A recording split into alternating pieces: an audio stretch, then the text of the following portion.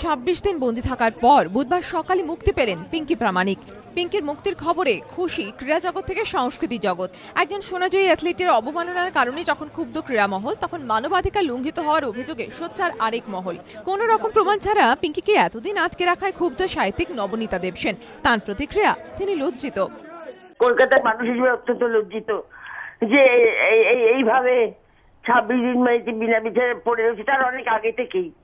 মানে তো জেলে থাকার কোনো তেমন কারণ দেখতে পেলাম না, কেন কিছুই এখনো ঠিক হয়নি। আর সবটা মিলিয়ে এত লজ্জা করছে, এত রাগ হচ্ছে, আর বলবার কথা নয়। সাহিত্যিক সুচিত্রা ভট্টাচার্যের প্রতিক্রিয়া, এই ঘটনায় মানবিকতার অবমাননা হয়েছে। আন্তর্জাতিক অ্যাথলেটের সম্মানহানি তো বটেই।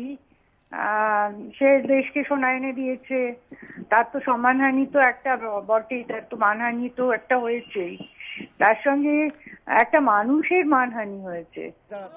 পিঙ্কির বিভিন্ন শারীরিক পরীক্ষার সময় একজন নারীর সম্মানের বিষয়টি মাথায় রাখা হয়নি, মন্তব্য সঙ্গীত শিল্পী লোপামুদ্রা মিত্রর।